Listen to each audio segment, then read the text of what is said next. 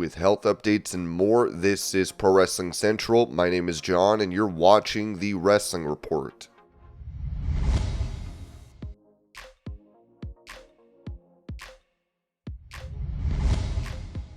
Going over plans for RUSEV after returning to WWE, Ringside News wrote that, according to PW Insider, WWE is reportedly planning a full-blown program between RUSEV and Sheamus on the Raw brand. The move follows RUSEV's surprise return to WWE in April 2025 after spending several years wrestling as Miro in AEW. He's now back in action and officially part of Monday Night Raw.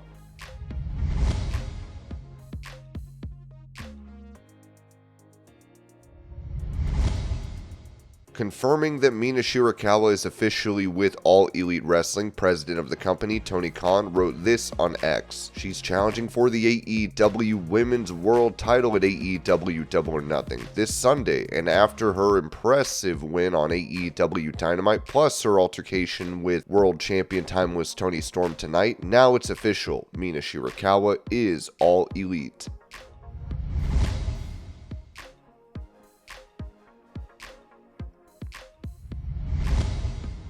Asked if he is interested in coming back to WWE after being away for 16 years, Mr. Kennedy told Chris Van Vliet, "I didn't want to. I swear to God, I had no desire. I think that I never wanted to blow the bridge up completely, but I really had no desire. When I was at TNA, I was like, I'll never go back there. I'll never work for them again. Now it's changed. I would definitely go back now."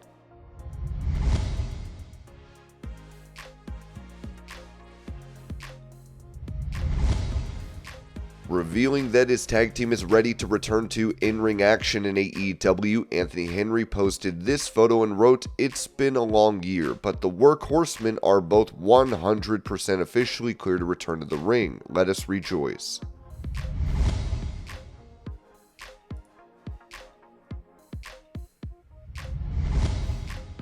Mentioning why he turned down a run on NXT, AEW's Josh Alexander told Shaq Wrestling, "There were rumblings of two that I'd heard about after the fact that were denied by management for whatever political reason there was, them not wanting me to lose. Then there was one offer on the table for me to do a big run and then wrestle for the NXT title on a pay-per-view or a stand and deliver, I think it was. I actually turned that down because it just didn't fit with what my goals and contract time and stuff like that." Alexander said this about the relationship between WWE and TNA Wrestling. "I think from my perspective, I can't speak for everybody in the locker room, at times mutually beneficial for sure. When you put somebody like Joe Hendry or anybody else on a Tuesday night NXT and they come back to TNA, you obviously saw more interest come to the company because of that platform that they were on. In terms of wins and losses and trading back and forth, it felt like it was pretty heavy towards the WWE end from time to time, but that's just the business portion of it. They have a bigger platform." Alexander also brought up why he joined AEW, saying, "I think AEW is offering a different presentation of pro wrestling than WWE does. So, the scales will tip and fall back and forth here and there. I don't think one's going to pull away forever or that one's going to go away. I chose AEW because I like to be part of that counter product. I like to be a different type of presentation of pro wrestling. I think the collection of talent that we have in this company is unmatched. I don't care what company you're talking about. Like, the best in-ring wrestling talent in the world is in this company, and that's why I wanted to be here. From the second I met Tony Khan back during the co-promotional era in TNA, when he was coming to the shows because of the working relationship there, that's when I first met him. And I got this impression right away that as a boss, he's someone who genuinely cares about his employees. You're not just a number. You're not just an asset to the company. He actually cares about you, and that means a great deal to me. Working with Scott D'Amore in TNA, I developed a relationship built on trust, and for me, there's a lot of trust that goes into this kind of work. I just wasn't comfortable working somewhere I'd feel like just an asset, something they could toss away in an instant. I wanted to be somewhere where the people in charge actually care about me, about the fact that I have a family to feed, and that I have such a deep passion for this industry, and I hope that passion is shared. It's full of people I've known and worked with for over 20 years. I've built real relationships here. On top of that, there are people like Edge, Chris Jericho, and Kenny Omega in this company. Guys I've never wrestled before but have dreamed of wrestling for decades. So yeah, all of that made the decision really easy for me.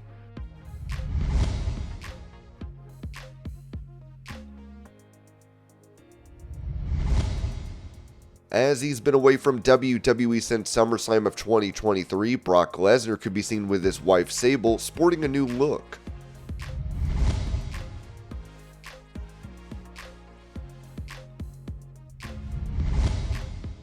With Goldberg claiming he is aiming for a retirement match in WWE, potentially facing Gunther, the Hall of Famer said this about his health on the CarCast. "I feel a little bit better. I've gained a little bit of weight, man. Done a little kickboxing on the weekends. I'm getting there, man. I've got a little bit of time left. Slowly but surely. Rome wasn't built in a day. Believe me, it's been really tough to control myself, but I think I'm on a good schedule. I'm injury-free as of right now." Talking about the condition of his shoulder, Goldberg said, "Much better. I mean, geez, I can do things with it. I couldn't do anything with it in December. It's one of those things. It's like rebuilding a car. You've got to strip it down to the bare minimum and sequentially build it in a logical form. It applies with a vehicle, it applies with your body. I can't get overzealous and push on before it's time. It's a very slow process, but I think the way I'm going about it is hopefully gonna work."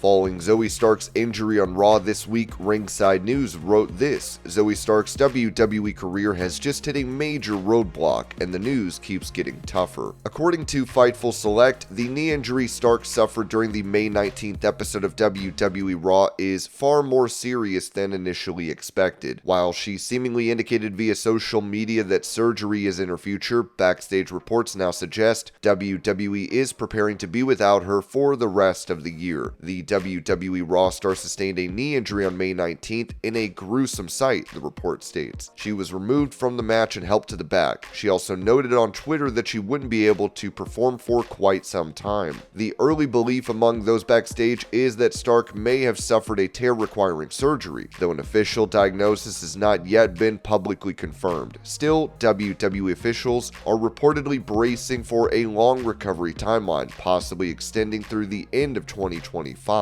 The injury took place just moments into Stark's women's Money in the Bank qualifying triple threat match with Rhea Ripley and Kairi Sane. She was pulled from the bout during a commercial break and escorted backstage. The match outcome had to be rewritten on the fly, and Sane was unexpectedly pinned, something not originally planned for her return. In a heartfelt tweet posted on May 21st, Stark addressed her fans directly. "Wow, the love and support means more to me than you'll ever know. What hurts more than my knee is knowing I won't be able to perform for all of you for a while. As the saying goes, the comeback is greater than the setback. Love you guys." As of now, no official return timeline has been shared by WWE, but this injury is clearly more than just a temporary setback. It could sideline one of Raw's rising stars for the long haul.